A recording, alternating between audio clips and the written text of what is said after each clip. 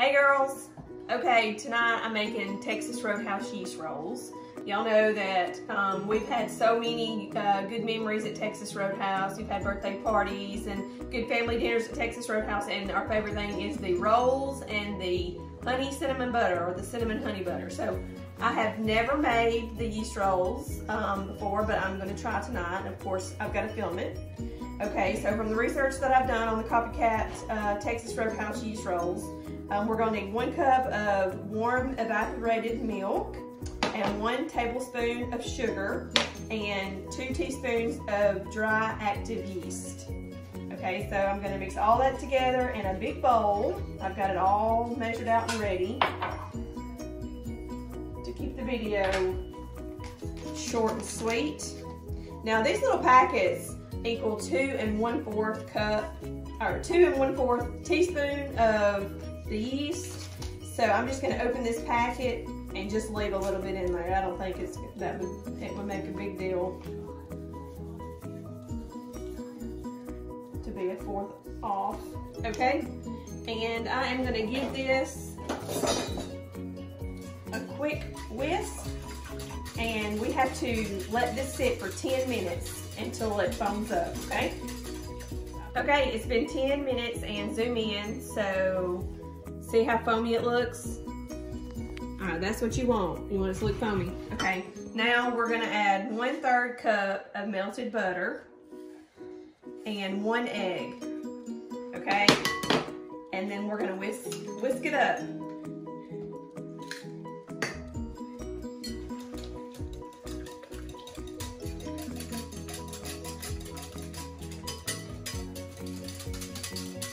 Okay, maybe that's whisked up good enough. All right, now, for the sake of timeliness, I have already measured out the next group of ingredients, okay? We're gonna need 3 1/3 cup of all-purpose flour, 3 tablespoons of sugar, and 1 teaspoon of salt. Okay, got my sugar, my salt, and 3 1/3 cups of all-purpose flour. Hold on a minute. Here we go. Here we go. And then we're just going to mix this up. I'm going to go ahead and mix this up in here and then mix it into my wet ingredients.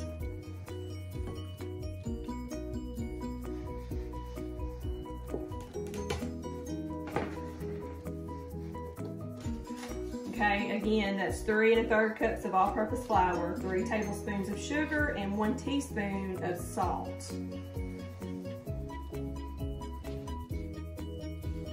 Now we're not covering any of this up as of right now. I left my yeast mixture for 10 minutes. I left it uncovered. And then this next part I have to leave uncovered for 20 minutes.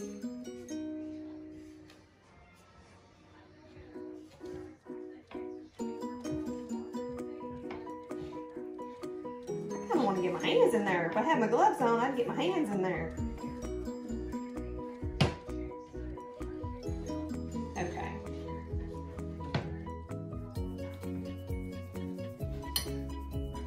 Okay, it took me a few minutes, but I have it kind of mixed up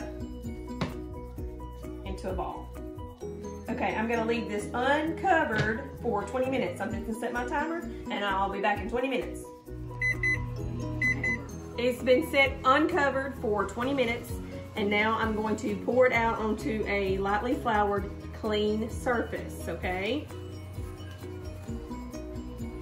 And I have to knead it for 10 minutes.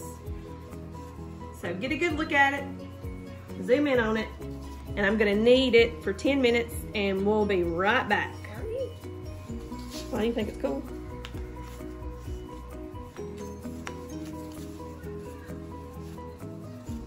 Okay, I've been kneading for 10 minutes, and I've got created into a dough ball, and my arms are like jelly. If I did this every day, my arms definitely wouldn't be as wiggly as they are. But anyway, now we have to place, oh have mercy, we have to place our dough ball in an old bowl, and we have to cover it up. You have to cover it up and leave it for 60 minutes, okay? In a warm area.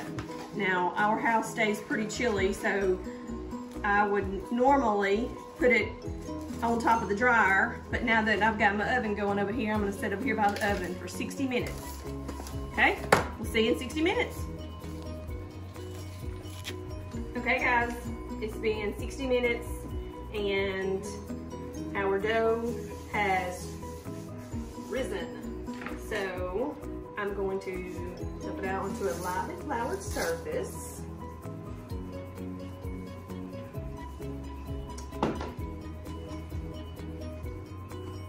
And I'm going to roll it into a rectangle, okay?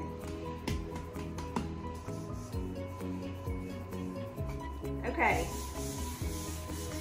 now I'm going to trim off the edges.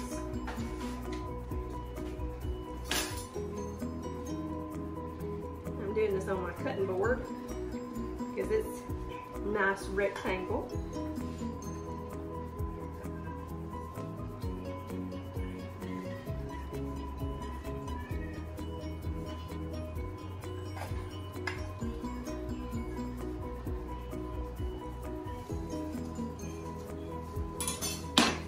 Alright, now I'm going to cut into 2-inch and this is 2-inch spatula, so I'm just using it as a guide. Alright, now, I didn't quite get that one cut all the way, did I? Okay. Now I'm going to make them sort of rectangle. So I'm going to also use this as a guide.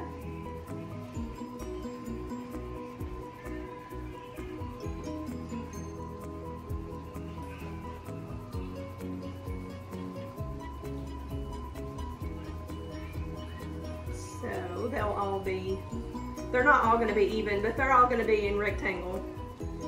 So here.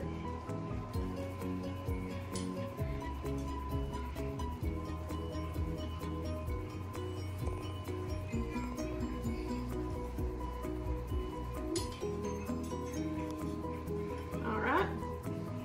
Now,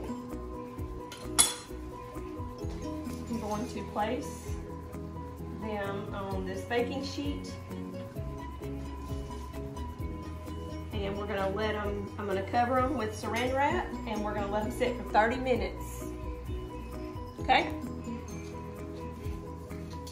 Okay, we have let these sit. We've covered these and we have set these in a warm area for 30 minutes.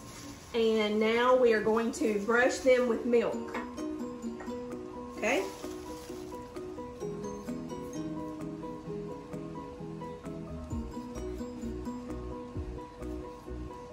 Alright, these are going into the oven, preheated at 180 degrees for 15 minutes. Okay, so we'll see what they look like in 15 minutes.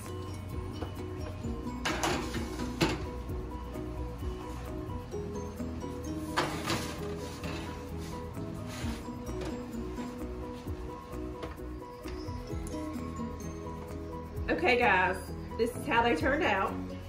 I believe I rolled them too thin, and I also believe that the temperature was not supposed to be 180 degrees. It's supposed to be about 350, because we bumped it on up after about 10 minutes when I realized they weren't cooking to about 350 and they started cooking. So, but everyone that has tried them out said they taste just like the Texas Roadhouse yeast rolls, and especially with the butter.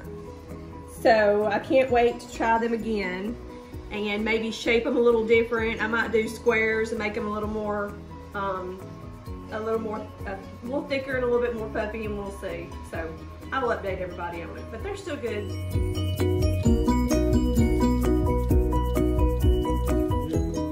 It don't look like a what? Yeast roll. That looks like a breadstick. Okay, well, get some of that cow salve right there and try it and see what you think. Dessert. Dessert? Pop says it's dessert.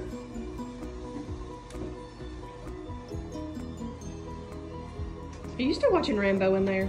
I'm watching Tombstone. The best movie ever made. All right, how does it taste? Tastes like a breadstick with cinnamon butter on it. Does it taste like a yeast roll? Pops, does it taste like a breadstick or does it taste like a yeast roll? Tastes like a yeast roll. Tastes exactly like a yeast roll. Tastes like a yeast roll. You're such a critic. Is it good or no? Yeah, it's good. Okay, that's all I need to know. Garlic butter is probably better. Mm-mm.